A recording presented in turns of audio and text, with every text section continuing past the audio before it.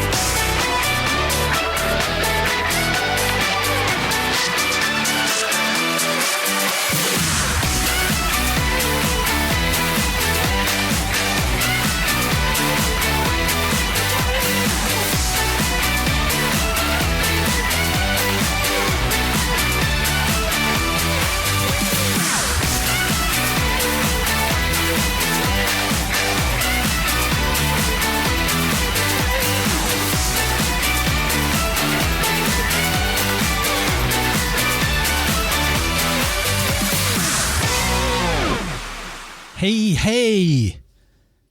Welcome to Talent Jockey. I'm your host, Sean.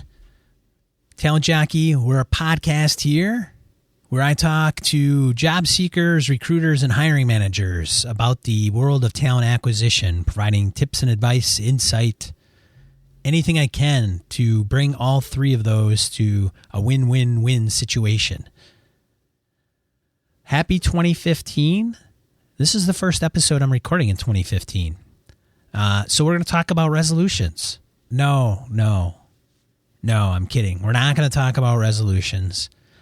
If you have them, great. And if you can execute on them, awesome.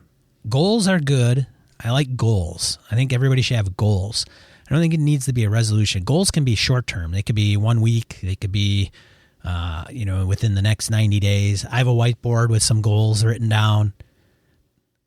But we're not going to talk about resolutions. But what I do want to talk about is maybe considering making some changes in order to get you noticed if you're a job seeker.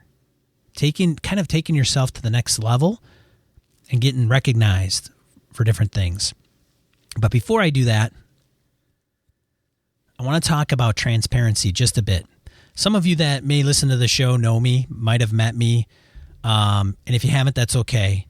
And even through the show, you may get a particular feel for how I approach things and who I am and what I talk about and how I talk about those things. And I am a big advocate of transparency. I think it's good, especially in today's age. I think we need to trust people that they will take the information we give them and not, trust that they're going to do the right thing with the right with the information that you give them, especially in a corporate environment, and being transparent. If things suck in a corporate environment and the CEO comes and tells his people or her people that things aren't going that well and this is what we need to do, I think there will be an underlying push within the organization and the staff to kind of right the ship. But if they keep it to themselves and nobody knows that there's an issue and it's just kind of a facade, well, that doesn't do any good for the organization. So I think transparency, if used properly, is hugely valuable in a lot of aspects of our careers. Having said that, I'm going to be very transparent with you a little bit about me. And one of those things, I had a conversation with an individual within the last couple of weeks, and there were some changes in where I am, and one of those changes was I had how do I put this? It came up in conversation about having a college degree, and I don't have a college degree. Even clients that I've had, and that's divulged, and I tell them, a lot of them they're not, well, I guess you could say they were a little bit surprised. And that just may be because of who I am, and they just assume that I have a college degree, but I don't. I have plenty of college courses, and I'm not that far away. So people are probably like, why won't you, finish? And eventually someday I will. Or I won't. I don't know. It depends. But the reasons I don't have one are my own, and I don't want to get into a lot of that right now. I don't want to be that transparent, right?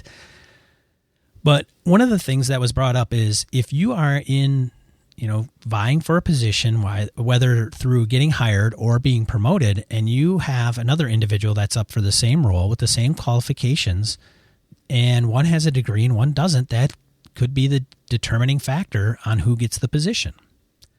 And I want to say, for the record, I totally get it. Totally understandable. Might be hard for me to chew at times, but hey, that's, I live in that world. And as you get into bigger organizations, the more important it gets as you climb the ladder. I mean, there's very few CEOs of multi-billion-dollar companies that don't have a degree. I mean, let's face it. Now, yeah, we've got Steve Jobs and we've got Bill Gates, and I think they even have honorary degrees for that matter. But nonetheless, there are rarities. And I'm not saying it's the be-all, end-all, and that you can't become a CEO if you don't have a degree, but it certainly helps. And I know individuals that have no degree and they've gotten to vice presidents and big organizations and directors. And how they've done that is a couple different ways. They may just not divulge it if nobody asks them. They kind of slide in under the radar, or it's not a factor it's not why that person is hired into that role or promoted into that role. There's some more to it than that, right? And one of the things that I want to talk about today is when we were in this conversation, I kind of left and I said, yeah, I should really get my degree and I don't know what I'm going to do. And, it's a good point. I understand. And then I thought to myself, wait a minute. You take two resumes and two people with the same backgrounds and same experience, and one has a degree and one doesn't. So right there tells me that you're comparing apples to apples. And what I'm about to talk to you about today is being an orange. Be an orange. Be an orange and set yourself aside from the orchard of apples or the bushel of apples. And that may be, maybe a stretch, but hear me out, okay? A few years ago, I went to a social media recruiting conference. It was small. It wasn't 1,000 people. There wasn't really a keynote. But it had some very distinguished guests there. There were individuals that represented Verizon Wireless in talent acquisition, UPS. What does Brown do for you?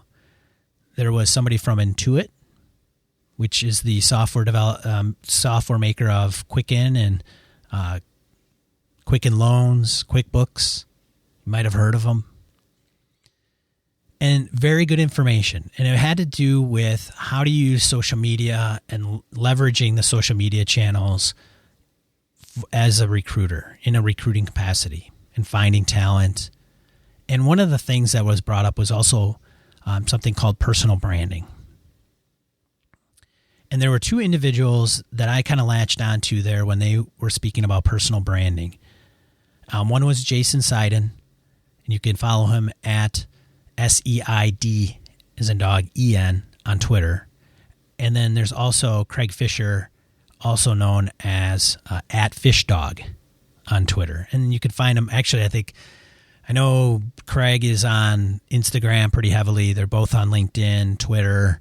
I'm sure they have Facebook accounts, but they both work together. They did a lot of different consulting with different organizations, talking about their talent acquisition processes, social media, marketing, branding, business development. They really covered a lot of different things in their background and experience.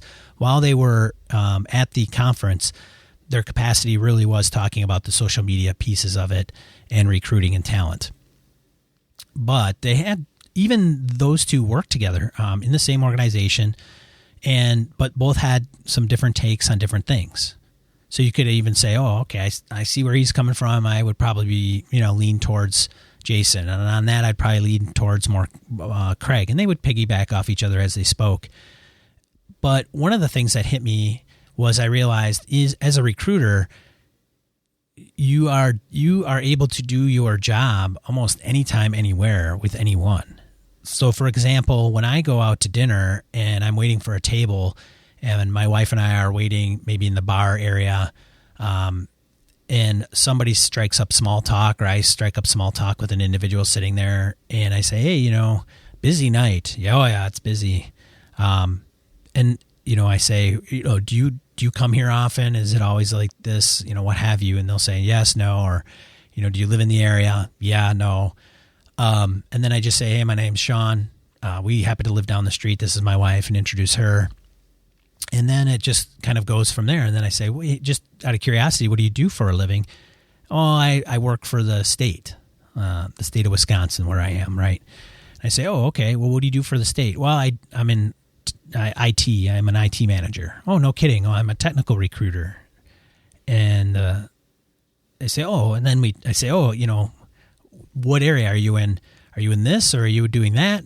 And then it just spirals into small talk.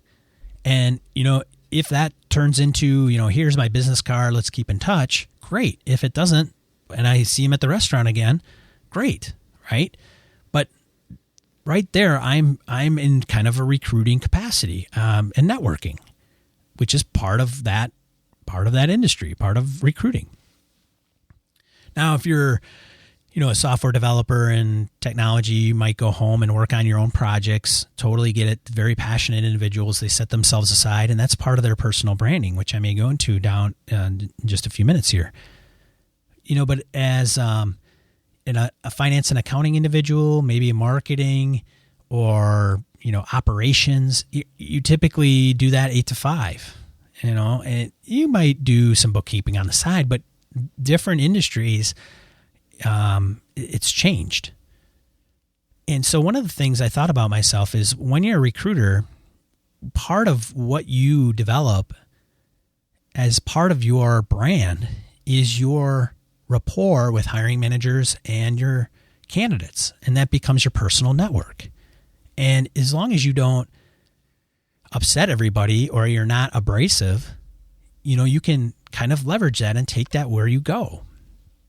And I thought, hey, if people knew me and they knew me and they knew what I did, and that became part of my recruiting business, whether I'm in corporate recruiting or staffing or just an individual consultant and staffing independently, that's part of my business. I wouldn't want to say it's part of something I own, because it's not really something I own, but it is an element that plays a big part of what I do. Does that make sense? Well, I hope so.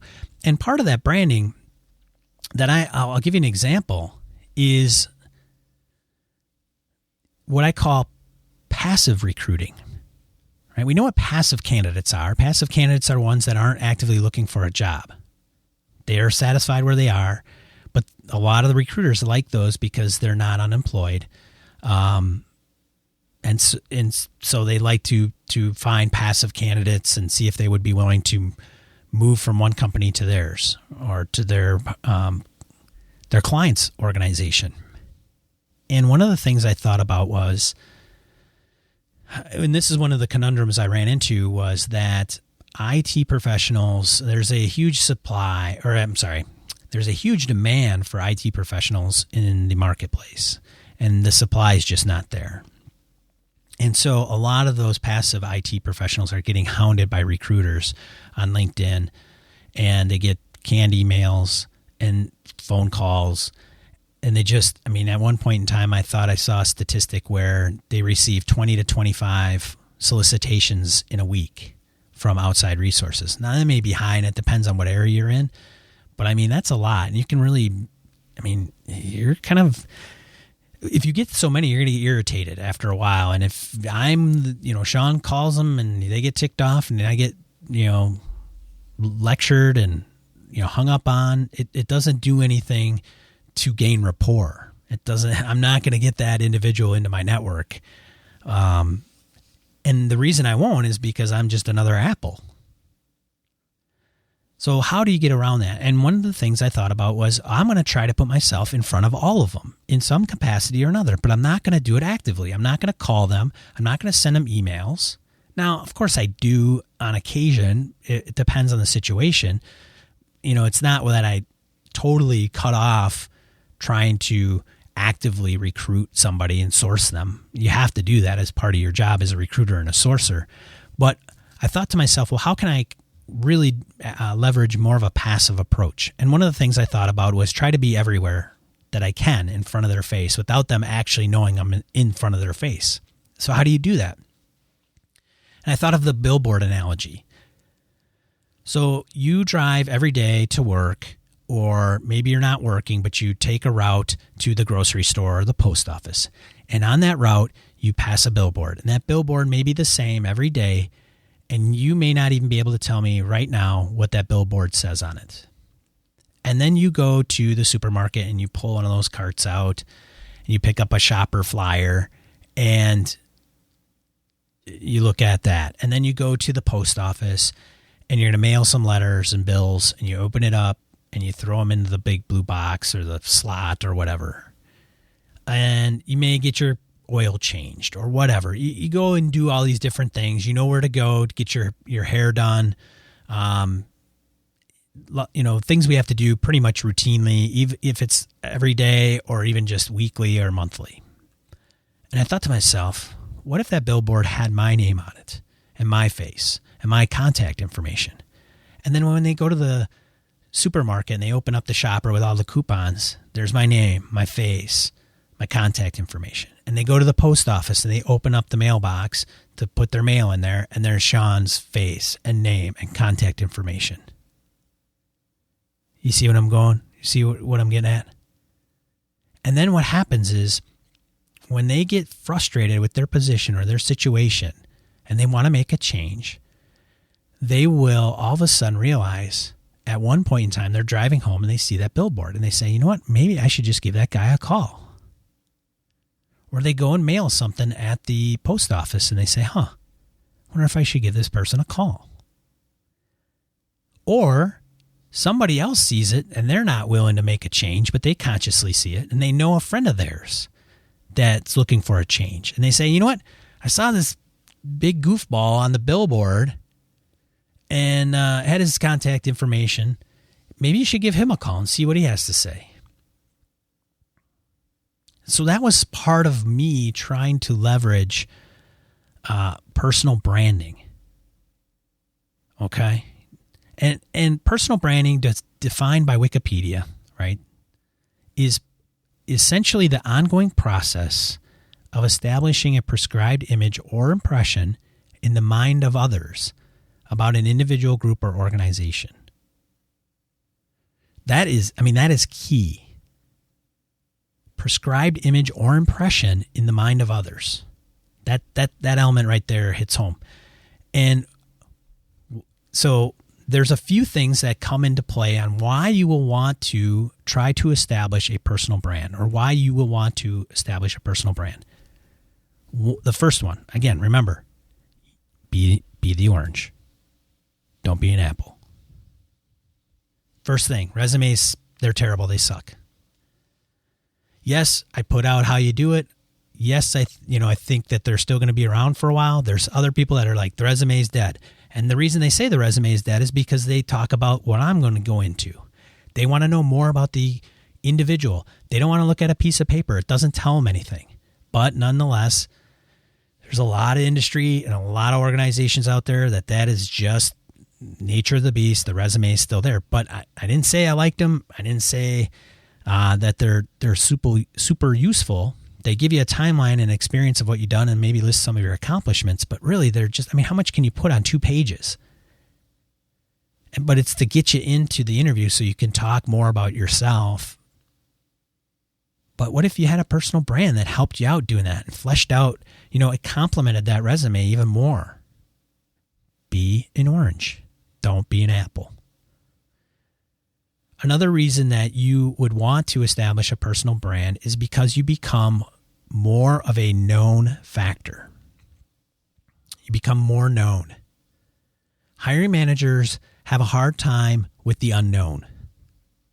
They really, really do. They will, and different managers, they'll analyze the snot out of, interviews. They'll analyze the snot out of resumes, and analysis to the point of analysis paralysis. They can't make a decision. They don't know what to do because it's unknown. What if I make a bad hire? Then what's going to happen? Well, it happens. You're going to make a bad hire. It's just inevitable. But what if the candidate is more known than anybody else in the bushel? They know that they have an orange, not an apple. So the nice thing about becoming more of a known factor is that people will see your perceived value, even outside of your resume. That's why when people leave positions and they have the option to hire somebody, if they're smart, they'll leverage their network and go back to people, the top producers that they had in their staff, and solicit them to come and work for them. Hey, come and work for me. I'm over here in this new position. That's how I got a couple of my jobs. An individual called me up and said, hey, I worked with you before. I need a technical recruiter. Will you come and work over here for me? I'm like, I don't know. I haven't considered it. Let's talk. Because they know how I perform. They know my work ethic. They know almost probably what I make in an annual salary. They may even know my family and my family situation. Maybe they know, hey, I know you have to take care of this or that for your family. I get it. It's not a big deal, but it's known, right? If they hire somebody and they don't know that, and then the person kind of says, oh, hey, by the way, I've got to do this and this, then it's like, oh, I didn't know that. So being a known factor is huge. Another reason you want to establish a personal brand is because it shows off your expertise. And what I'm about to go into, a lot is going to have to deal with a public forum. So showing off your expertise specifically in a public forum. You can do it in a private forum. Maybe it's a private gathering, user groups, trade industry, meetings, things of that nature. But that's still, a public. I would consider that a public forum. But some of the public forum I'm about to go into is more on the web and the social side of things. The other reason that you want to is because it makes you more real. It will add more of a personality to the resume or the interview. It'll make you more human. Even the mistakes that you make. One of the things that I talk to brand new graduates, especially in the technical field, and they do web development, for example, and they don't have any experience professionally doing web development, but they go home and they have a passion for it, and he or she has a side project. And they don't put that on their resume because they think the resume is only used for professional experience. And I'm like, oh, so I have to correct them on that. Don't do that. If you're a developer, put down your own experience, even if it's not professional, personal, it's side project, whatever. Put it on your resume. But, and that if they create a blog and they put out how they're learning something, I ran into this problem. This is how I overcame it. And this is the feature I was going to implement, and this is why, and this is the problem that I was going to solve. And it's not professional, but they're doing it. I mean, it could be, I had an individual, no kidding. Some of you may understand this, some of you may not, but it's a unique story. I asked them, and I had to probe and ask this individual, like, what do you do? What do you do? What do you do? And one of the things was that he had a project, and he had a database that he created of prime numbers. Okay. Right. Exciting stuff, right? Sitting on the edge of your seat, prime numbers. Holy cow. But I said, well, why did you do that? And he said, well, I went on the web and I was looking for, something with prime numbers, and I couldn't find a source that would have all of them that I could find and analyze or whatever he wanted to do with them. And I said, okay, great. So you have a database of prime numbers. How big is the database? And he says, it's, I think he said at the time, like 20 gigabytes of prime numbers, just prime numbers, 20 gigabytes. That's a lot, folks. If you don't know, that's a lot. And I said, well, what database are you using? Are you using a Microsoft database type platform, or are you using, MySQL or some of those things? Those are just tools in the industry that you can use as a database and put that data into. And he said, no, I created it from scratch using Java. And I was like flabbergasted. I'm like, man, this isn't a smart individual. I have to talk to hiring managers about this person, because if they did this just because they were bored or they found an interest in this, they're going to do really well. And the hiring manager can probe on more of the technical piece. Why did they do it? How did they do it? You know, some of the obstacles they had to overcome. But just fleshing that out, and that they just didn't graduate college and do nothing with the information that they learned, that's huge. All right. And that's what I'm trying to get at when I talk about personal branding, is putting yourself out there and conveying that information that's outside of your resume, and you become an orange. All right. So how do you establish a brand? You've got to go through this relatively quick, but bear with me. It's going to be all online presence. First thing, you want to establish a home on the web of some kind, whether it's, you know, a blog, maybe it's YouTube videos and tutorials, advice, or, you know, even a podcast, right? Doing it that way and conveying your ideas and the way that you've overcome things and sharing your knowledge with other people. That is huge. You're wanting to help people. So you could create a blog.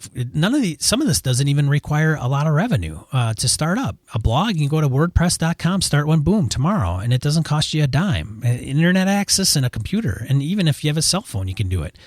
YouTube, same thing. Videotape yourself using your phone.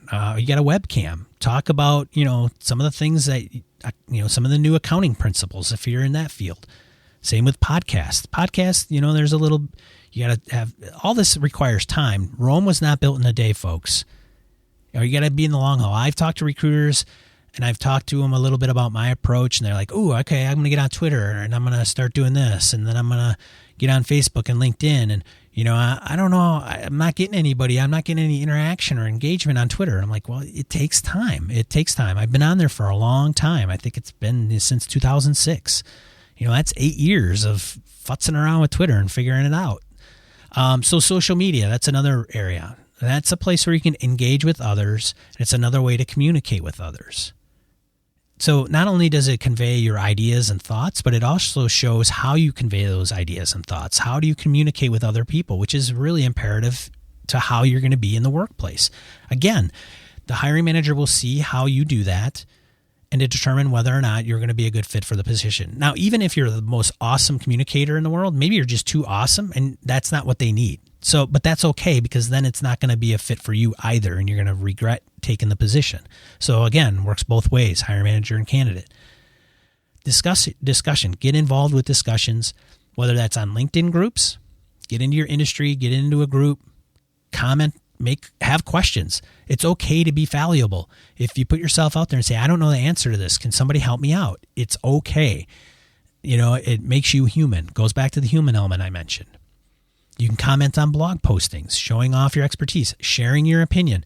The thing is, you got to do it in a diplomatic manner, and you got to do it where you can disagree with people and not be a troll. But again, if you do it that way, people will see how your professionalism is and your knowledge and how you portray yourself. That becomes a part of your brand. But it does take work and due diligence. You know, I have an individual that I know, he is in IT, he is an IT manager, but he came from doing development and business intelligence and data warehousing, and he's part of the user group, the local users group. He's actually, I think he's kind of one of the driving members of the group. He knows everybody by name. Everybody knows him. He also gets his employer to sponsor a lot of the events because he says, hey, I'm part of this. I'd like to, you know, it's good marketing for the company. There's a good connection with him. He plays the middleman in that kind of instance. But I mean, I'll tell you, if he were to open up a position and recruit somebody, he'd go to the user group and he'd know who they were and how they work, because they're there and they share the same ideas and they communicate, and he'll know which ones don't communicate well in that group.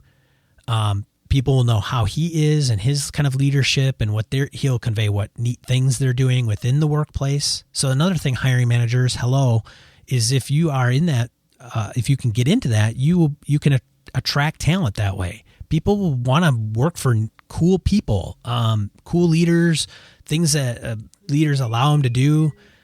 There goes my phone. I apologize. But nonetheless, think about it. Get yourself out there. If you're having a hard time or you don't know where to start, drop me a line in the comments of this episode. I'd be more than happy to point you in the right direction. Maybe we just sit down and write out a plan or something. I don't know. It's a great idea to start doing that. And even if you don't have to, dive in with both feet, put the toe in the water, start out small. But I'll tell you what, if that, again, you got 2 resumes, same experience. Not only do you want to have the same, you want more, and you want to be that orange. Set yourself aside. Don't be another apple. Don't allow a hiring manager to say you're an apple and compare you with other apples. All right. I hope that helps. I really do. I think in today's world, it's really going to be the future of how people are going to be considered, I think. If I say, for example, I reviewing applicants, and it's the qualifications I know, but one candidate has a resume, another one has a resume. They say they're just absolutely equal, 1-to-1, no question, like identical twins. But one of them is online and contributing to their particular industry or their specific industry and providing advice and guidance and insight, and they have an opinion and they have a voice. Man, that is powerful stuff, I'm telling you. But it's going to take time. You got to be patient. Small, baby steps. I hope that works. Again, drop me a line in the comments on this episode. If you find this, again, helpful, let a friend know. Go on to iTunes, leave a review. Reviews help me get added exposure, and then other people can discover it and find help, hopefully, in some of the things that I convey. I really appreciate you tuning in. I really do. This is Sean. I'm signing off. Thanks for tuning in. It's Talent Jockey.